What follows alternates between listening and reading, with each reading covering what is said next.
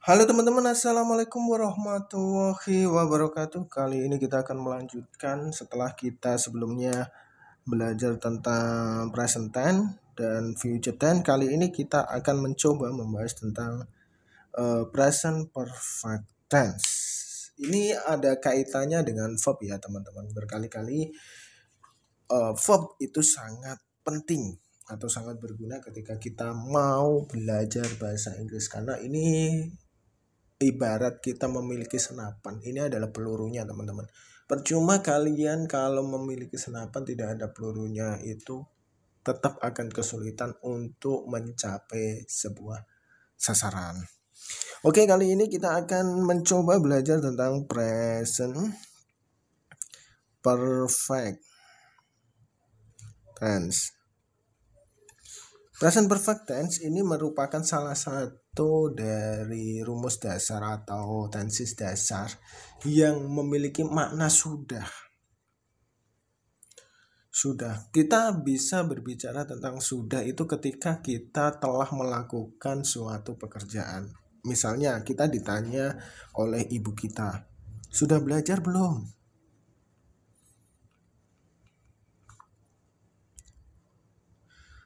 Ketika kita ditanya tentang sudah belajar belum, jawaban kita kalau sudah itu kan berarti telah melakukan.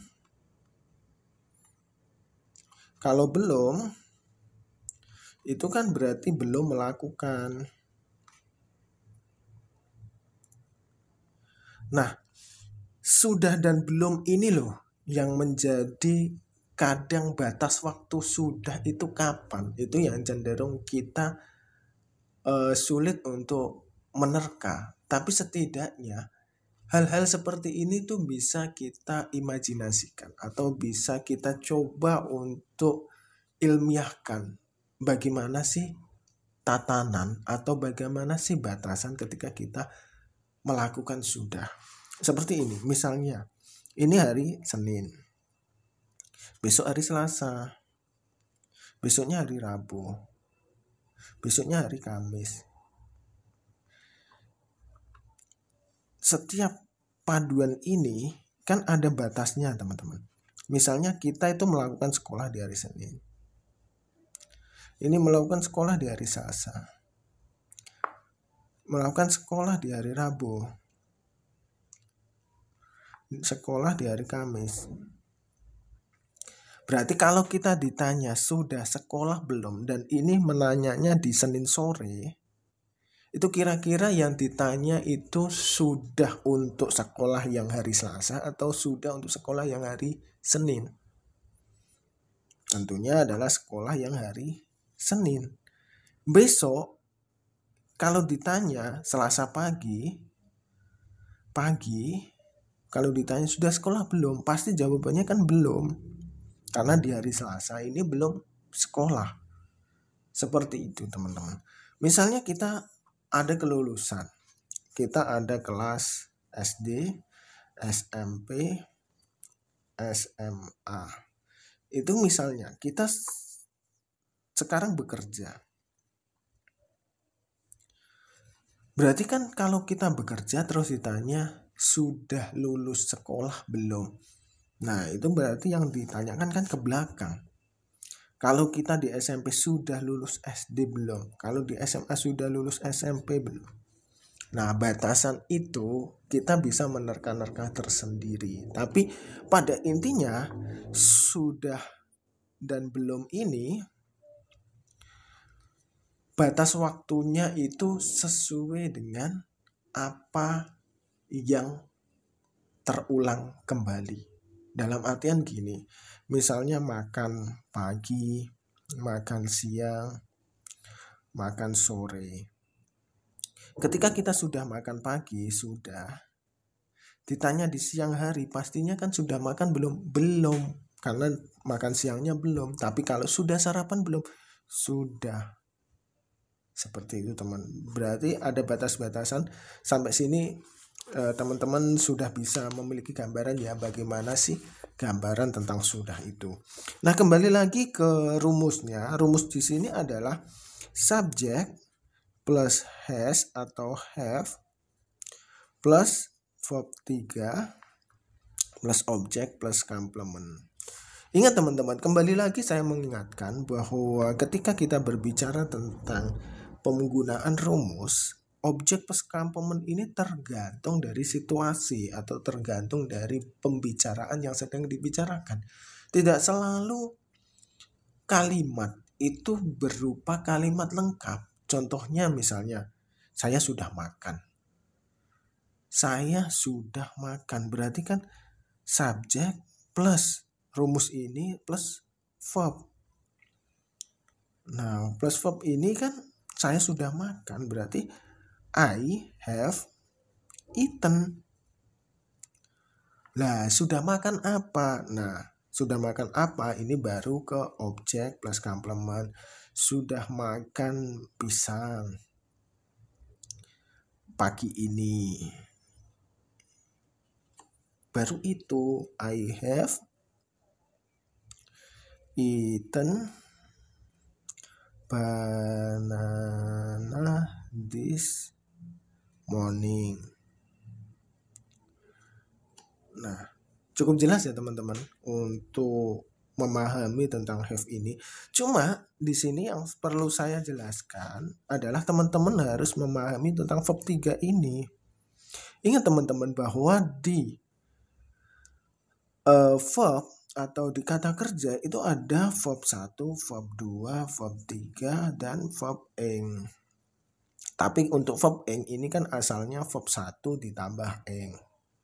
Yang perlu kita hafalkan secara permanen atau secara keseluruhan sesuai dengan effort kita adalah verb 1, verb 2, verb 3. Di sini di Sumiarta Hidayat teman-teman itu akan mendapatkan sebenarnya mendapatkan pembelajaran yang cukup kilat, cukup jelas, cukup simpel, dan ini telah berkali-kali saya terapkan ketika saya melakukan pembelajaran secara offline, yaitu kursus-kursus kepada teman-teman atau kursus-kursus kepada anak-anak didik yang saya ajar tentang bahasa Inggris, dan mereka rata-rata kalau saya ajarin itu biasanya 3 bulan, 4 bulan itu mereka udah mudeng. Cuma kelemahannya ketika rata-rata mereka sudah bisa itu udah mau belajar lagi. Padahal secara 3 bulan itu yang saya rumuskan berkali-kali adalah tentang tenses.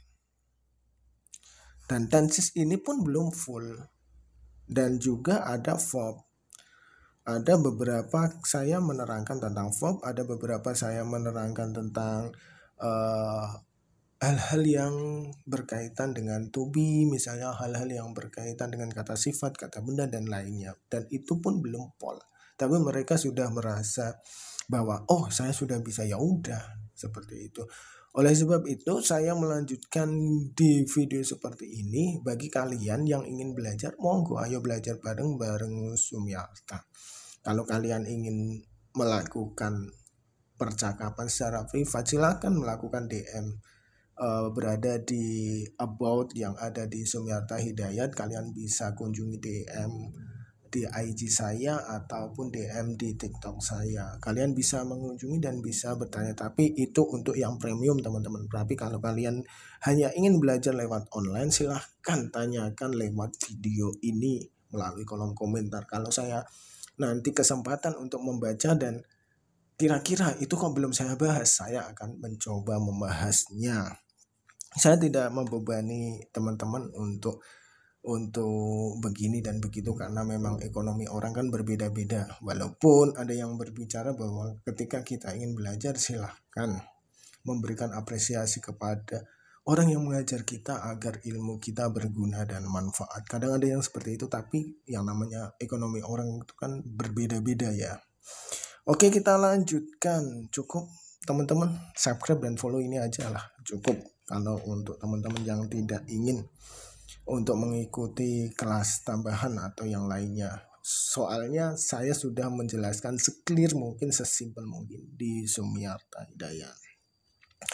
Oke, kita sudah membahas ini, kita sudah memberikan contoh. Kita coba membuat kalimat yang negatif.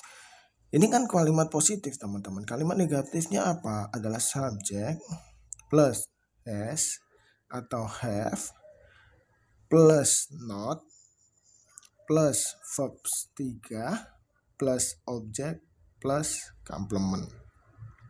Begitu juga dengan tanya.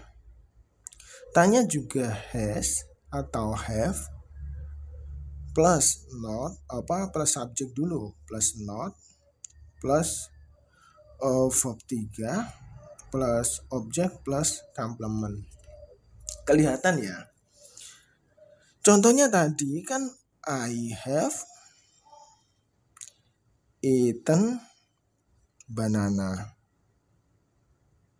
this morning. Lah bagaimana negatifnya? Kalau ini positif, negatifnya gimana? Negatifnya adalah I have not eaten banana this morning. Atau tanyanya adalah have I eaten banana. Nah, seperti itu. Ingat, kembali saya ingatkan bahwa pertanyaan di sini itu pertanyaan yang hanya membutuhkan jawaban yes dan no. Seperti itu, teman-teman. Yes dan no. Artinya apa? Kalau pertanyaan yes dan no itu tidak butuh penjelasan berlebih. Kalau membutuhkan penjelasan berlebih biasanya adalah pertanyaan-pertanyaan yang berasal dari kata tanya. Kata tanya seperti 5W 1H. Itu adalah kata tanya. Walaupun nanti untuk variasinya itu ada banyak. Ada misalnya tambah-tambahan misalnya what, why, where, when, apa, who, apa, bagaimana, kemana, kapan, siapa, plus how. Walaupun nanti ada berbagai tambahan yang lain yang mungkin kita akan temui, misalnya with whom, for whom, which, one, dan lain sebagainya. Itu adalah kalimat-kalimat pelengkap. Tapi yang sering kita temui kan 5W 1H kan itu, teman-teman.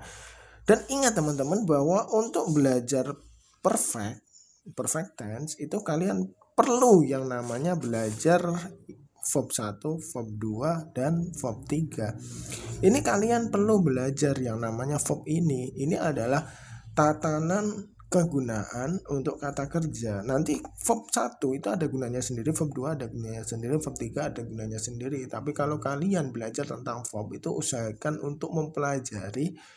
Jangan hanya misalnya seperti ini. Makan. Makan adalah eat. Oke, makan adalah eat. Kita bisa menggunakan dalam misalnya I eat. Saya makan. Terus I am eating. Saya sedang makan. I ate. Saya makan. Dalam kurung lampau atau pas. Terus I have eaten. Saya sudah makan. I will eat. Saya akan makan. Nah, kalau kalian hanya belajar tentang eat, ini adalah verb 1. Ketika kalian belajar tentang verb dan hanya menghafalkan verb 1, verb 2, verb 3 kalian lewati, maka kalian hanya bisa membuat ini present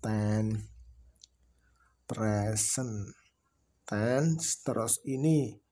Oke, ini kan dari kata verb 1 yang ditambahi ing, bisa lah untuk continuous. Tapi untuk past ini kan verb 2. Kalian tidak bisa menggunakan ini. Terus ini verb 3. Kalian tidak bisa karena tidak hafal kan gitu. Terus nanti will it ini oke lah verb 1 bisa future.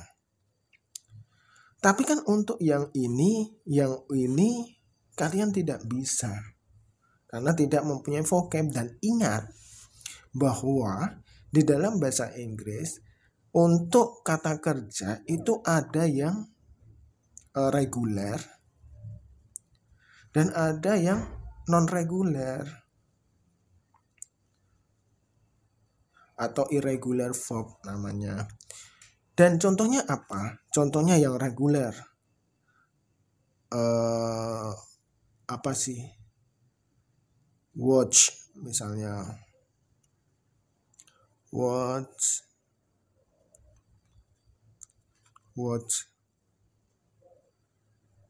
Tinggal nambahin ed di belakangnya. Ini kalau yang reguler. Kalau yang non reguler seperti apa?